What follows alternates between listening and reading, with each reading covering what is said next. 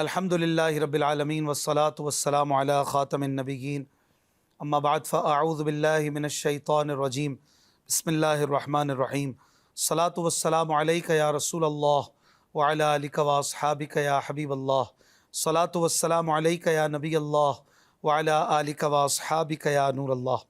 مدنی channel کے ناظرین دیکھ رہے ہیں پروگرام قرآن پاک ترجمہ و تفسیر کے ساتھ۔ الحمدللہ سورہ رعد جاری ہے، 13واں پارہ، آیت نمبر 10 سے ہم آج اپنے درس کا آغاز کریں گے۔ اللہ پاک قرآن کے حق کو حق سمجھنے، اس پر عمل کرنے، باطل کو باطل جاننے اور اس سے بچنے کی توفیق عطا فرمائے۔ نبی مکرم شفیع معظم صلی اللہ علیہ وآلہ وسلم نے فرمایا، جو مجھ پر ایک بار درود پڑھتا ہے اللہ پاک اس پر 10 رحمتیں بھیجتا ہے۔ صلو علی الحبیب صلی اللہ علی محمد صلی اللہ علیہ وآلہ وسلم۔ اعوذ باللہ من الشیطان الرجیم، بسم اللہ الرحمن الرحیم۔ سواء منکم من اسر القول ومن جہر به ومن هو مستخف باللیل وسارب بالنہار۔ آسان ترجمہ قرآن کنز العرفان۔ برابر ہیں تم میں جو آہستہ بات کرے اور جو بلند آواز سے کہے، اور جو رات میں چھپا ہے اور جو دن میں راستے پر چلتا ہے۔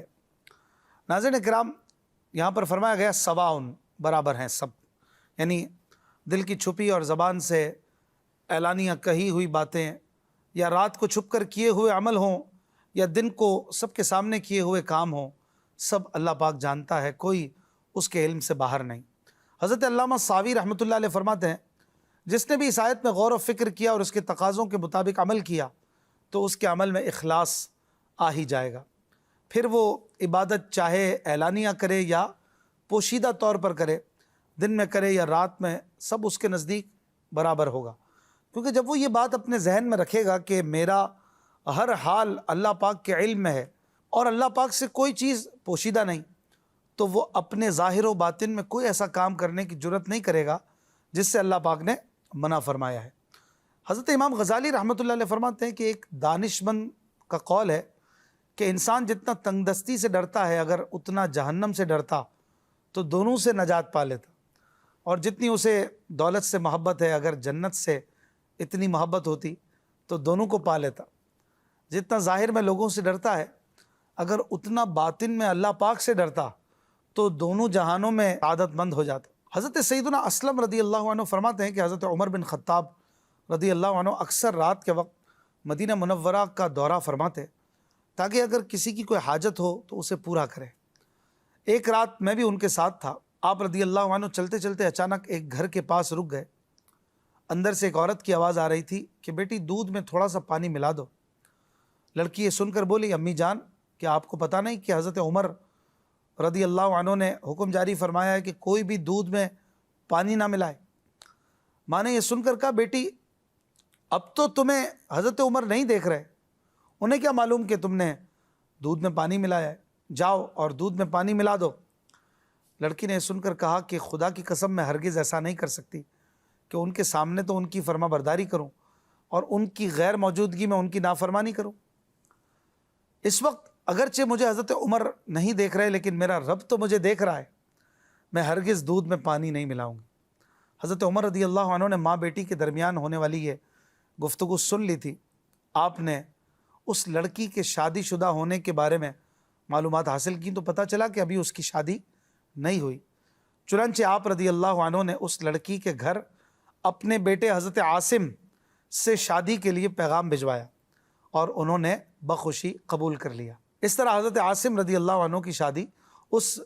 پاک باز لڑکی سے ہو گئی، اور پھر ان کے ہاں ایک بیٹی پیدا ہوئی۔ اس بیٹی کے بیٹے کا نام ہے حضرت عمر بن عبدالعزیز رضی اللہ عنہ، اور آپ کو عمر ثانی بھی کہا جاتا ہے۔ بڑے کمال کی شخصیت، بہت ہی عدل و انصاف کرنے والے آپ ہوئے۔ ہمیں بھی چاہیے کہ ہم ظاہر و باطن میں اللہ پاک سے ڈرنے والے بن جائیں۔ اگلی آیت میں اللہ پاک فرماتا ہے، لَهُ مُعَقِّبَاتٌ مِّن بَيْنِ يَدَيْهِ وَمِن خَلْفِهِ يَحْفَظُونَهُ مِنْ أَمْرِ اللَّهِ إِنَّ اللَّهَ لَا يُغَيِّرُ مَا بِقَوْمٍ حَتَّى يُغَيِّرُوا مَا بِأَنفُسِهِمْ وَإِذَا أَرَادَ اللَّهُ بِقَوْمٍ سُوءًا فَلَا مَرَدَّ لَهُ وما لهم من دونه من وال۔ آسان ترجمہ قرآن کنز العرفان۔ آدمی کے لیے اس کے آگے اور اس کے پیچھے بدل بدل کر باری باری آنے والے فرشتے ہیں جو اللہ کے حکم سے اس کی نگہبانی کرتے ہیں۔ بے شک اللہ کسی قوم سے اپنی نعمت نہیں بدلتا جب تک وہ خود اپنی حالت نہ بدلیں، اور جب اللہ کسی قوم کے ساتھ برائی کا ارادہ فرماتا ہے تو اسے کوئی پھیرنے والا نہیں اور اس کے سوا ان کا کوئی حمایتی نہیں۔ ناظرین کرام، مفسرین کے نزدیک ان فرشتوں سے دن اور رات میں حفاظت کرنے والے فرشتے مراد ہیں۔ انہیں بدل بدل کر باری باری آنے والا اس لیے کہا گیا کہ جب رات کے فرشتے آتے ہیں تو دن کے فرشتے چلے جاتے ہیں، اور دن کے فرشتے آتے ہیں تو رات کے فرشتے تشریف لے جاتے ہیں۔ فرشتوں کی یہ تبدیلی فجر اور عصر کی نماز کے وقت ہوتی ہے، اور جو لوگ یہ دونوں نمازیں ادا کرتے ہیں انہیں یہ فائدہ حاصل ہو جاتا ہے کہ فرشتوں کی تبدیلی کے وقت وہ حالت نماز میں ہوتے ہیں۔ حضرت ابو ہریرہ رضی اللہ عنہ سے روایت ہے کہ حضور علیہ الصلوۃ والسلام نے فرمایا،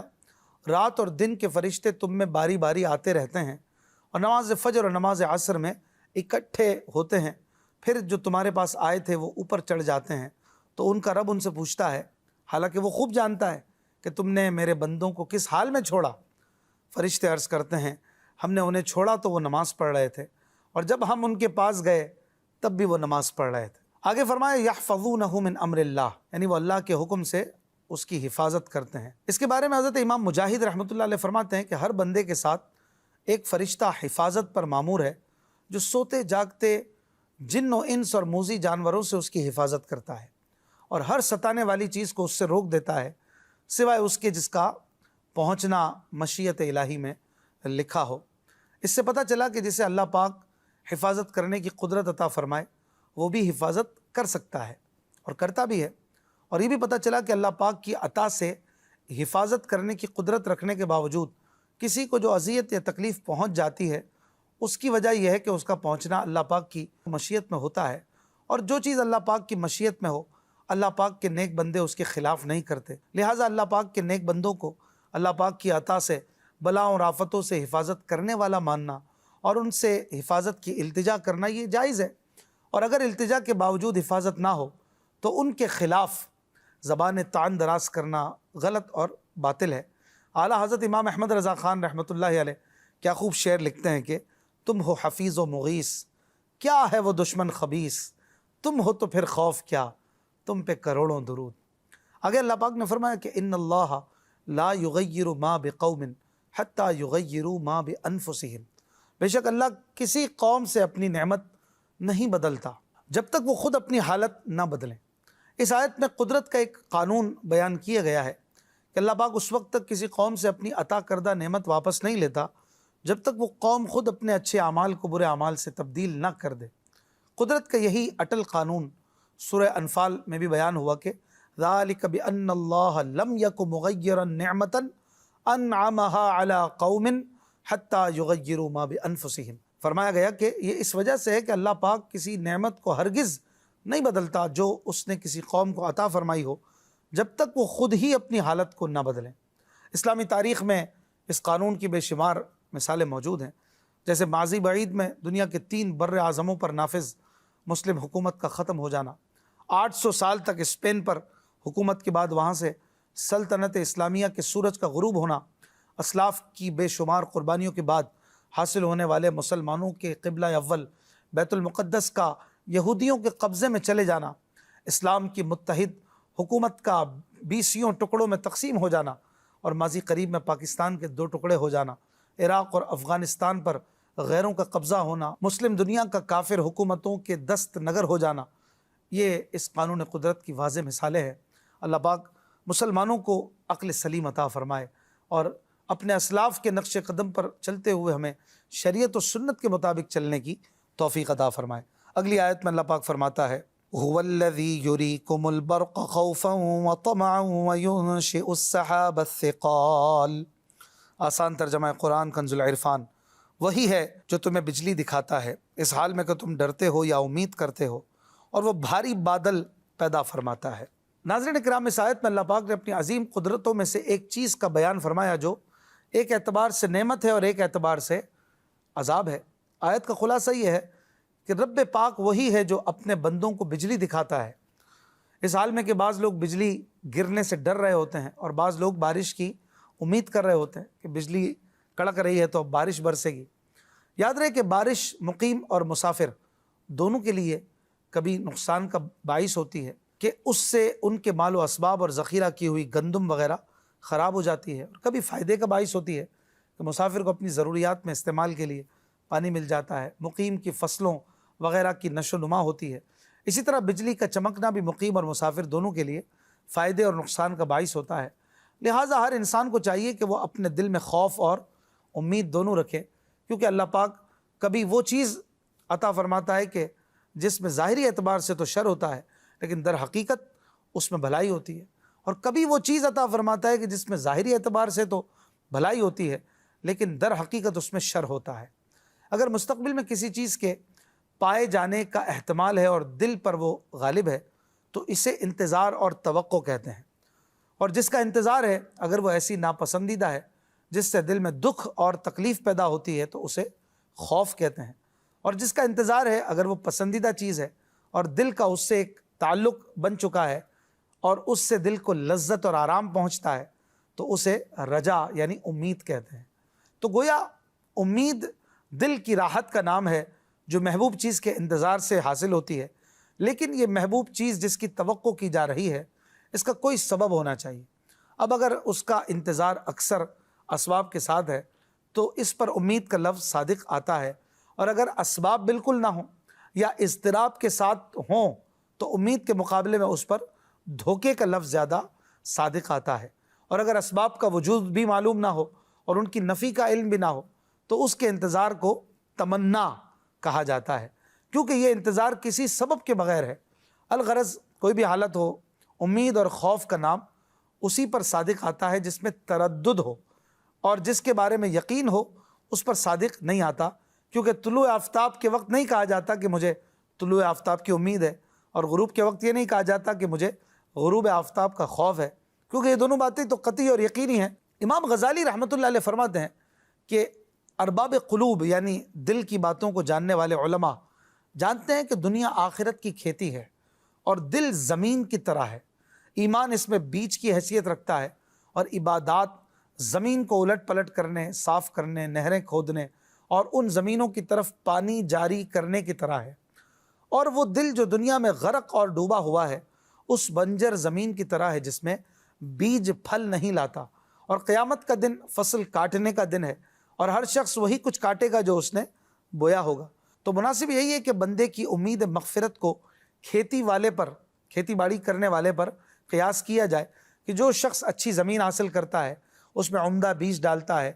جو نہ تو خراب ہوتا ہے اور نہ ہی بدبودار ہوتا ہے، پھر اس کی تمام ضروریات کو پورا کرتا ہے، وقت پر پانی دیتا ہے، پھر زمین کو کانٹوں اور گھاس پھوس نیز ان تمام خرابیوں سے پاک کرتا ہے جو بیج کو بڑھنے سے روکتی یا خراب کر دیتی ہیں، پھر اللہ تعالیٰ کے فضل کا منتظر ہو کر وہ بیٹھ جاتا ہے کہ وہ زمین کو بجلی کی گرج اور دیگر مفسد آفات سے بچائے گا یہاں تک کہ کھیتی اپنی تکمیل کو پہنچ جاتی ہے، تو اس انتظار کو امید کہتے ہیں جو پھل کے ملنے کی ایک امید ہوتی ہے۔ اور اگر سخت زمین میں بیج ڈالے جو شور زدہ ہو، بلندی پر ہو، جس تک پانی نہ پہنچ سکتا ہو، بیج کی بھی پرواہ نہ کرے، پھر اس کے کٹنے کا انتظار کرے تو اس انتظار کو امید نہیں کہتے بلکہ بے وقوفی اور دھوکہ کہتے ہیں۔ اور اگر اچھی زمین میں بیج ڈالا لیکن اس میں پانی نہیں ہے، اب وہ بارش کے انتظار میں ہے، اور یہ ایسا وقت ہے جس میں عام طور پر بارش نہیں برستی اور نہ ہی اس میں کوئی رکاوٹ ہوتی ہے، تو اس انتظار کو امید نہیں بلکہ تمنا کہتے ہیں۔ شاید بیج مل جائے، شاید پھل نہ ملے۔ تو گویا امید کا لفظ کسی ایسی محبوب چیز کے انتظار پر صادق آتا ہے جس کے لیے وہ تمام اسباب تیار کر دیے گئے ہوں جو بندے کے اختیار میں ہیں، اور صرف وہی اسباب باقی رہ گئے ہوں جو بندے کے اختیار میں نہیں ہیں، اور وہ اللہ پاک کا فضل ہے جس کی وجہ سے تمام نقصان دہ اور فاسد کرنے والے اسباب کھیتی سے دور ہو جاتے ہیں۔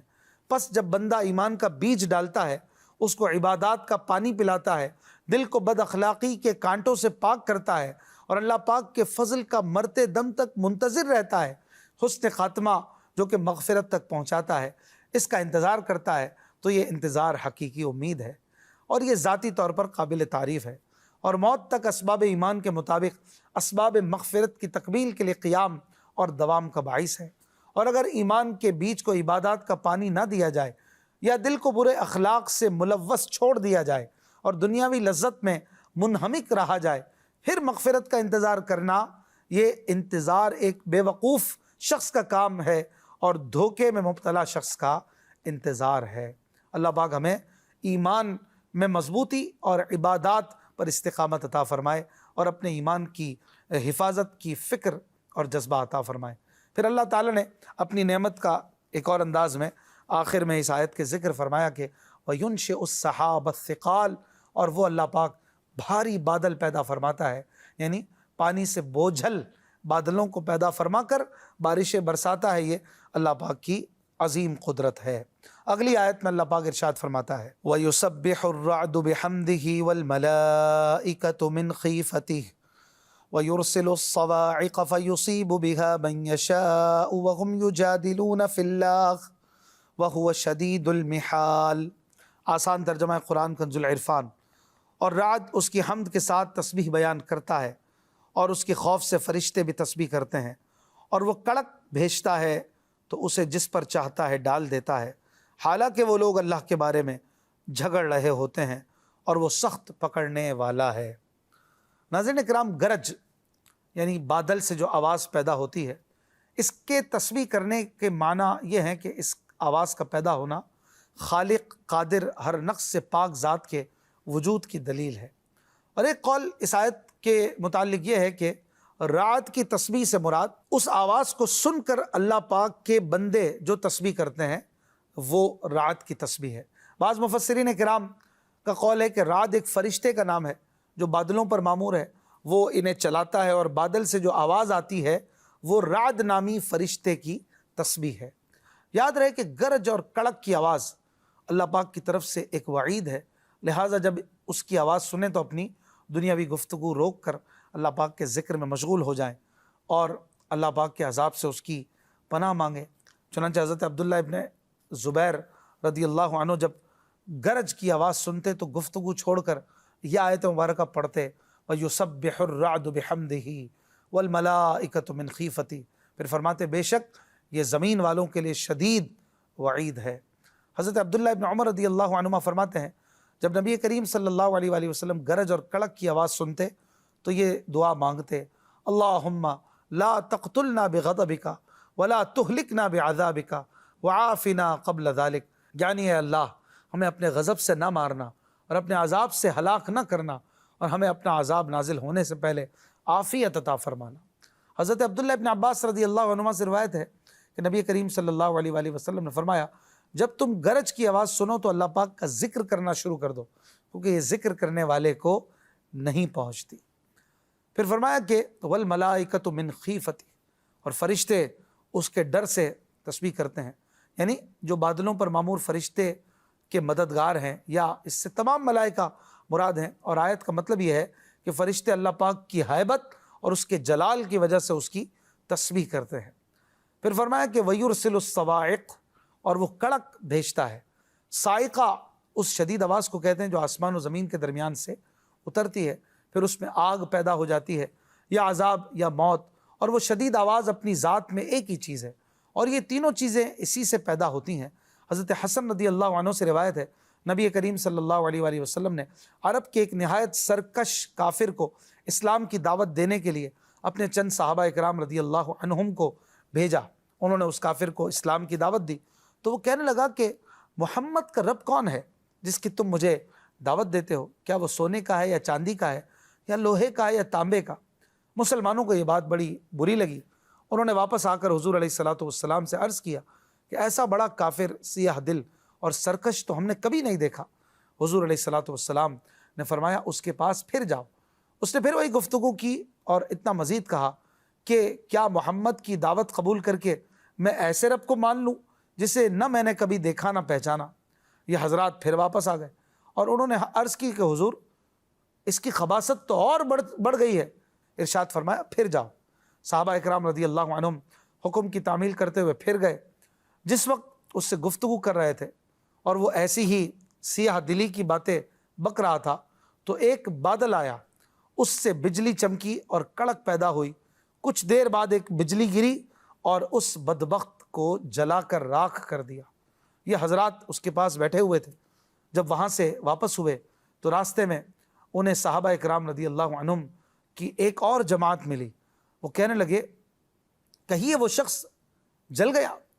ان حضرات نے کہا کہ آپ لوگوں کو کیسے پتہ چلا؟ انہوں نے فرمایا کہ سرکار دو عالم صلی اللہ علیہ وآلہ وسلم کے پاس وحی آئی ہے، اور اس میں یہ الفاظ ہیں وَيُرْسِلُ الصَّوَاعِقَ فَيُصِيبُ بِهَا مَن يَشَاءُ وَهُمْ يُجَادِلُونَ فِي اللَّهِ۔ بعض مفسرین نے کہا ہے کہ یہ آیت عامر بن طفیل اور اربد بن ربیعہ کے بارے میں نازل ہوئی۔ عامر بن طفیل نے اربد بن ربیعہ سے کہا کہ محمد کے پاس چلو، میں انہیں باتوں میں لگاؤں گا اور تم پیچھے سے تلوار سے حملہ کر دینا۔ یہ مشورہ کر کے وہ حضور علیہ الصلوۃ والسلام کے پاس پہنچے۔ عامر نے حضور علیہ الصلوۃ والسلام سے بات کرنا شروع کی اور بہت طویل گفتگو کے بعد کہنے لگا کہ اب ہم جاتے ہیں اور ایک لشکر آپ کی طرف لائیں گے۔ یہ کہہ کر وہ چلا آیا اور باہر آ کر اربد سے کہنے لگا کہ تو نے حملہ کیوں نہیں کیا، تلوار کیوں نہیں ماری؟ اس نے کہا جب میں تلوار مارنے کا ارادہ کرتا تھا تو درمیان میں آ جاتا تھا۔ رسول اکرم صلی اللہ علیہ وآلہ وسلم نے ان لوگوں کے نکلتے وقت یہ دعا فرمائی اللہم اکفہما بما شئت۔ جب یہ دونوں مدینہ شریف سے باہر آئے تو ان پر بجلی گری، اربد جل کر راکھ ہو گیا اور عامر بھی اسی رستے میں بہت بری حالت میں انتہائی تکلیف دہ موت مرا۔ اللہ تعالی ہمیں اپنے غضب اور اپنے پکڑ سے پناہ عطا فرمائے۔ اگلی آیت میں اللہ پاک ارشاد فرماتا ہے لَهُ دَعْوَةُ الْحَقِّ وَالَّذِينَ يَدْعُونَ مِن دُونِهِ لَا يَسْتَجِيبُونَ لَهُم بِشَيْءٍ إِلَّا كَبَاسِطِ كَفَّيْهِ إِلَى الْمَاءِ لِيَبْلُغَ فَاهُ وَمَا هُوَ بِبَالِغِهِ وَمَا دُعَاءُ الْكَافِرِينَ إِلَّا فِي ضَلَالٍ۔ آسان ترجمہ قرآن کنز العرفان۔ اسی کا پکارنا سچا ہے اور اس کے سوا جن کو یہ کافر پکارتے ہیں وہ ان کی کچھ بھی نہیں سنتے مگر اس کی طرح جو پانی کے سامنے اپنے ہتھیلیاں پھیلائے بیٹھا ہے کہ اس کے منہ میں پہنچ جائے، حالانکہ وہ ہرگز اس تک نہ پہنچے گا، اور کافروں کا پکارنا گمراہی میں ہی ہے۔ ناظرین اکرام، اس آیت میں اللہ تبارک و تعالی نے فرمایا کہ اللہ پاک کی وحدانیت کا اقرار کرنا اور لا الہ الا اللہ کی گواہی دینا حق ہے، یا اس کا مطلب یہ ہے کہ اللہ پاک دعا قبول فرماتا ہے اور اسی سے دعا کرنا ٹھیک ہے۔ پھر آگے فرمایا کہ جو اللہ پاک کے سوا دوسروں کی عبادت کرتے ہیں، دوسروں کو بطور عبادت پکارتے ہیں، جیسے کفار بتوں کی عبادت کرتے تھے، فرمایا کہ ان سے مرادیں مانگنا یہ تو بالکل بیکار اور غلط کام ہے، باطل کام ہے، کیونکہ یہ تو ان کی کچھ نہیں سنتے۔ ان کی مثال تو اس شخص کی طرح ہے جو اس پانی کے سامنے اپنی ہتھیلیاں پھیلائے، اس لیے بیٹھا ہے کہ پانی خود ہی اس کے منہ میں پہنچ جائے اور پیاس بجھ جائے۔ تو ہتھیلیاں پھیلانے اور بلانے سے پانی کنویں سے نکل کر اس کے منہ میں کبھی نہیں آئے گا، کیونکہ پانی کو نہ علم ہے نہ شعور، کہ جس کی وجہ سے وہ اس کی حاجت اور پیاس کو جان لے اور اس کے بلانے کو سمجھے اور پہچان لے۔ نہ پانی میں یہ قدرت کہ اپنی جگہ سے حرکت کرے اور اپنے طبعی تقاضے کے خلاف اوپر چڑھ کر بلانے والے کے منہ میں گھس جائے۔ یہی حال بتوں کا ہے کہ نہ انہیں بت پرستوں کے پکارنے کی خبر ہے، نہ ان کی حاجت کا شعور ہے، اور نہ وہ ان کو نفع پہنچانے پر کچھ قدرت رکھتے ہیں۔ آگے اللہ تعالیٰ نے فرمایا کہ وما دعاء الکافرین الا فی ضلال،